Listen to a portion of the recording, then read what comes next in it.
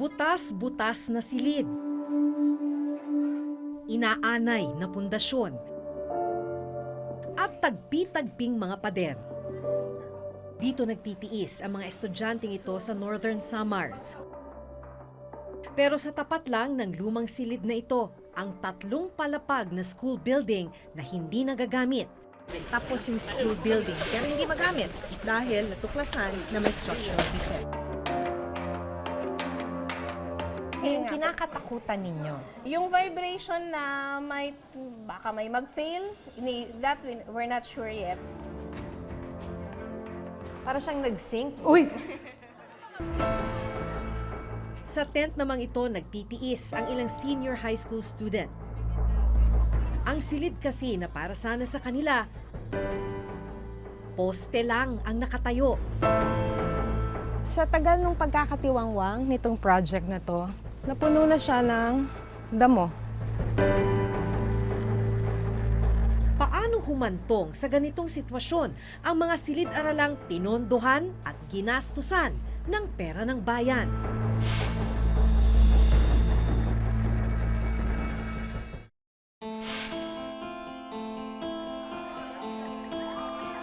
Sa gitna ng init, naabutan ng reporter's notebook na nagklaklase sa isang tent sa Alegria National High School ang 47 grade 12 students. Kabilang sa kanila, sina Allen Mariz at Shara May. Kwento nila, magdadalawang taon na silang nagklaklase sa tent.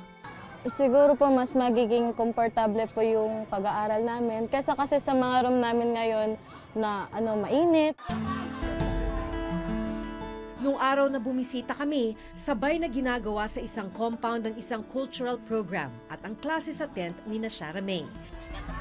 Magtatapos na sila ngayong Biyernes sa senior high, pero ni minsan, hindi sila nakaranas na magkaroon ng maayos na silid. Masakit pong isipin na gagraduate kami na wala man lang maayos na building, walang maayos na environment para mas lalong ma-encourage yung mga estudyanteng pumasok araw-araw. Taong 2015 nang maglaan ng 10 million pesos para sa pagtatayo ng school building para kina Allen Mariz at Shara May.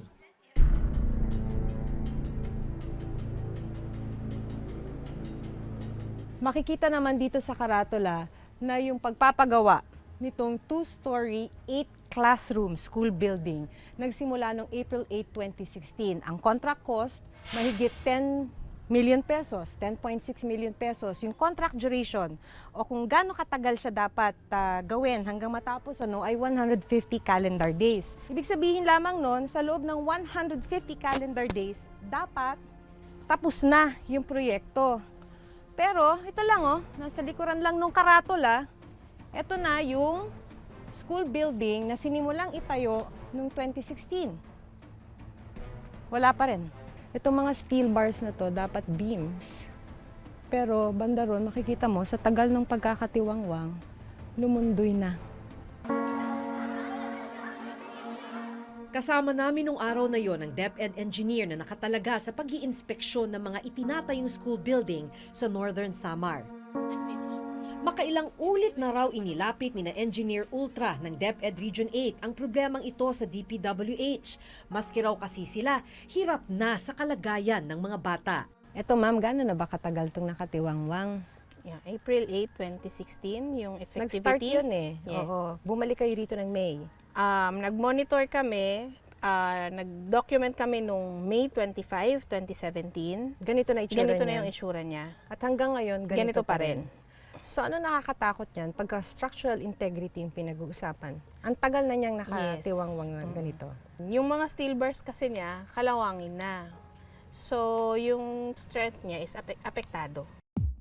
Base sa dokumento ng DPWH Region 8 na gumawa ng proyekto, 40% completed na raw ang gusali. Ang problema, poste lang ang inabutan naming nakatayo. Galing sa DepEd National ang pondo, pero ang Department of Public Works and Highways o DPWH Region 8 ang implementing agency sa pagtatayo ng mga gusali. Kaya naman ganun na lamang ang panghihinayang ni na Allen Mariz at Shara May sa dapat sanay maayos nilang silid-aralan. Kung hindi natigil yung building namin na yun, siguro mas komportable tsaka matututo po kami kasi maganda po yung yung environment. Nakukulangan po ako sa aksyong ginagawa ng gobyerno, pati na rin po ng school namin kasi dapat bago kami magtapos, makita na namin talaga yung solid na talaga na structure ng building namin. Nang araw na bumisita kami, may nagsisimula na ulit sa paggawa ng gusali. Kailan po kayo bumalik rito? Pang-apat na linggo na ngayon. Pang-4 na linggo po ngayon.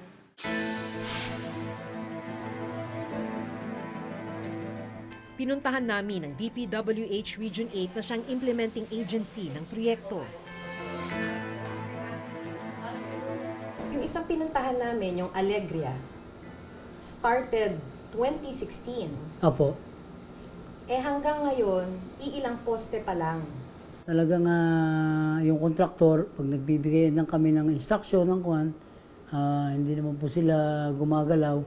So, yun nga po, may mga notice din kami binigay, pero yun naman po nga for termination, hindi namin na-serve kasi nga mangangako naman sila na tatapusin nila.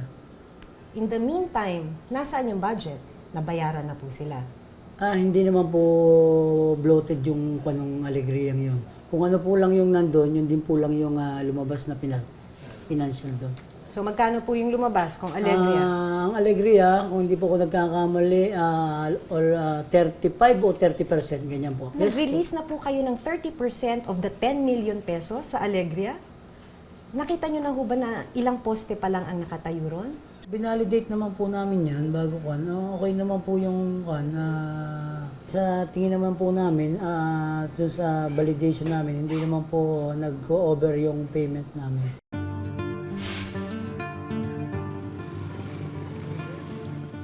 Sunod naming tinungo ang isa pang school building sa bayan naman ng Victoria. Dahil lubak-lubak ang kalsada at nasa bulubunduking bahagi ito ng Samar, habal-habal lang ang nakararating dito. Hindi nalalayo sa una naming napuntahan ang nadatnan naming kalagayan ng school building dito sa Lungib Elementary School. Pero kung sa Alegria muling ginagawa ang school building, dito sa Lungib, inabandona na ang gusali mula pa noong 2015. Balot na ng halaman ang mga poste at ilang pader nito. By this time, dapat tapos na. Pero until now, makikita nyo naman, tinubuan na ng mga damo at lahat-lahat. Abandoned po siya. Kasi yung last na nag-visit ako dito, was 2016 at ganito na yung itsura niya. And then hanggang ngayon, hindi pa rin siya nagagalaw. Ang budget allocation para rito, 2.8 million pesos. Sa dokumentong galing mismo sa DPWH Region 8, idineklarang 100% completed na ang gusali kahit poste at ilang pader lang naman ang nakatayo. As of January 31, 2018, ang supposedly one-story, 3 classroom dito sa Lungib Elementary School ay 100% completed. Pero kung makikita natin ngayon yung status ng building, hindi naman siguro natin masasabing 100% completed siya. Para sana sa mga grade 6 student ang inabandon ng school building. At dahil walang gusali, sa isang pansamantalang silid sila nagkaklase. Nakakapanghinayang talaga kasi grade 6 na ngayon. So mag-graduate na sila, wala pa rin. Katiwangwang pa rin yung building. Minsan malakas yung ulan, hindi kayo magkarinigan. Yung 100% completed po ng DPWH ay poste lang. Pacheck ko po yun, hindi po masyadong kan sa akin yung lungib na yun. Bakit ho ganito ang sitwasyon ninyo? Nagiging problema nga po, yung mga kontraktor minsan, kahit anong instruction, minsan hindi sumusunod, nagkakaroon ng problema. Yes, Ayaw ma'am. sumunod sa inyo ng kontraktor, kaya napakaraming school buildings dito sa distrito nyo ang hindi tapos, ang abandonado, kaya may structural defect? Yun po, nakikita namin problema. Tapos yung iba naman po, may mga project location na problem.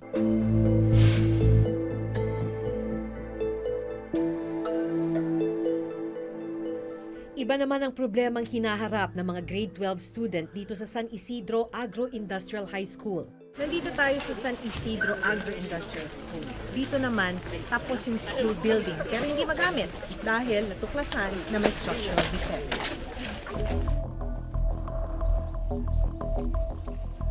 Ilan pong classroom to? 6. 6. 2 classrooms per level. Sayang naman. Ano ang problema nito? May nakita kaming mga circular cracks sa slab, sa flooring, sa second and third floor.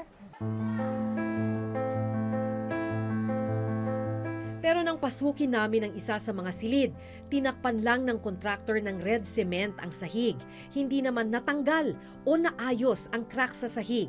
Kita pa rin ang paglundo nito. Yung para na siyang, ma'am, para siyang nag-sink. Uy! Ganun ba katindi to, sir? Is that what you meant? Yan yung mga circular, andyan. We need an investigation para makita talaga natin kung ano ang cause ng vibration. Baka mahina ang reinforcement niya. So At yun pag ang fear mahina ang natin. reinforcement? At pag mahina ang reinforcement, may possibility na bumigay siya. Bumigay yung sahig. And that is the reason na ayaw niya siyang paggamit muna. Ayaw muna, opo. Ayon sa DepEd, nagastos ang kabuuang 10.4 million pesos para sa gusali. Dahil hindi magamit yung school building, gumawa yung principal ng paraan. Kaya ginamit nila itong lumang building na to. Nilinisan, pero dahil hindi na talaga maitatago yung kalumaan. Tignan niyo to. Wala nang dingding. Tapos, makikita yung ibang natitirang poste, talagang inanay na.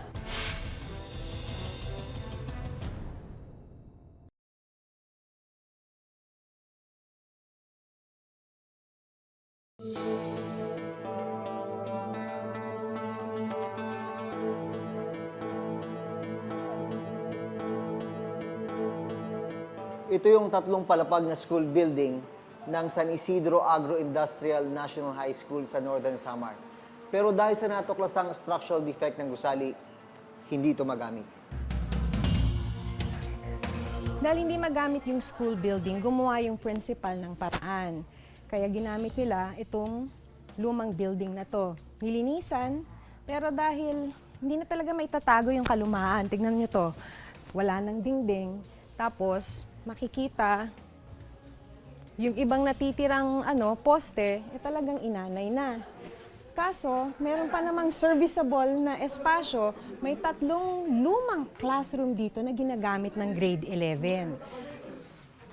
At wala naman kasi silang choice. Talaga naman kasing wala nang ibang espasyo, kailangan daw nila itong pagtiyagaan. Ano nararamdaman ninyo? Nawalan. Medyo minsan pag umuulan, tumutulo po yung room. Pumapasok yung ulan sa room.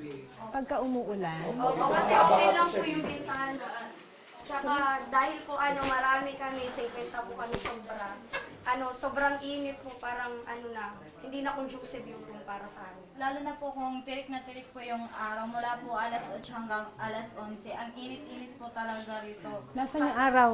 Minsan po dito. Diretso. Opo, tapos wala po kaming mga bintana, kaya mas lalo pong mainit rito. Pag nakikita nyo yung building, na dapat yun yung classroom ng grade 11. Nakaka-disappoint po po talaga kasi yung intention po talaga namin dito, kaya po kami nag-enroll dito. Kasi po, ito yung building na una-una pong napatayo rito sa barangay namin.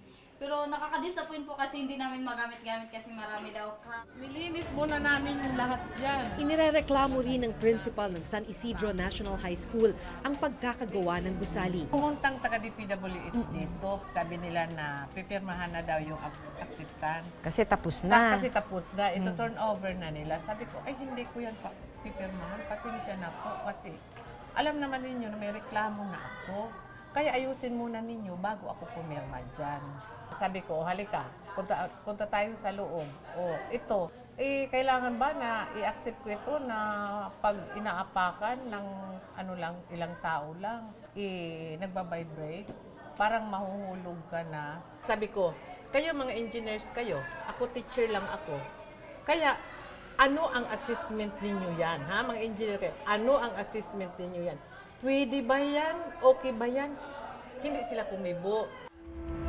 Nagkuhan po kami dyan. Memo ako dyan sa mga inspectorate team. So, binalidate po nila. Mayroon pong gagawin kami dyan correction po. Bakit ho umabot ng ganito? Tumayo po ako dito eh. Naramdaman ko yung pagyanig ng sahig nito eh. Kahit anak ko, hindi ko papaakyatin sa second floor nito, sir. Pero willing naman po yung ko na i-correct yan. Pero yun ang gusto kong malaman. Paano to nakumpleto ng ganito, buong-buo, at may major structural defect?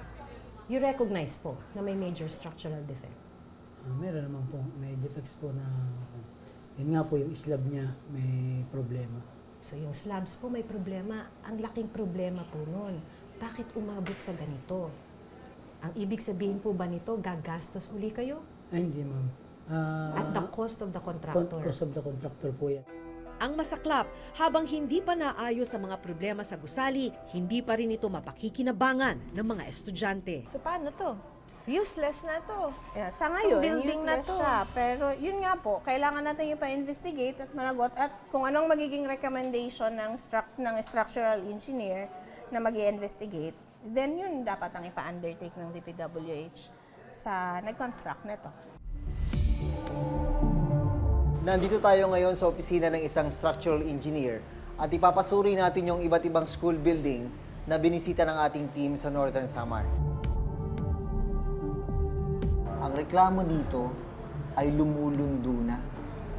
Ano pong senyales yung pag nakikita nyo lumulundo na? Well, isang senyales na may problema yung either yung pagkakagawa or yung pagkakadesign ng sahig, no? Usually, we don't expect any deflection or paglundo ng isang sahig, lalo na't hindi pa siya occupied ng mga estudyante. Based on my professional opinion, hindi normal yung ganung paglundo sa sahig ng isang paaralan. Yung nakikita nyo po, ayan, halos walang narating. Ano ang mangyayari sa bakal pag naka-expose ng ganong katagal? Kokoro, dumihina. At pag binuhusan mo kaagad, yung kanyang band-aid sa konkreto, pagkabuhos ay hindi ganoon kaganda. Pag puro siya kalawang. So, the structure will not behave the way it was designed. Ayon sa DepEd, malinaw na may dapat managot sa mga nangyari sa mga binisita naming school building. Dalawang tinatamaan dyan. Tinatamaan yung pondo ng bayan. At the same time, walang mga classroom yung mga estudyante. Ang unang gagawin naman dyan is, again, to reiterate our position and our observation to DPWH. No, sasabihin namin, ito po yung status na nireport namin noon pa man. O, hanggang ngayon, walang nangyari. Nagkaroon po ng mismanagement on the part of the District Engineering Office. Maaari kung hindi po natingnan ng mabuti ito. Kung po talagang may pananagutan ang kontraktor nito, ay patawan po namin ng termination at saka bigyan po namin ng blacklisting. Meron pong lapse ang engineering office po na yan sa pag-i-implement po ng school building project. Kung ano man po yung dapat na gawin sa kanya ay gagawin namin ng mabilis. We can commit na in the near future patatapusin po namin yung mga proyekto na yan.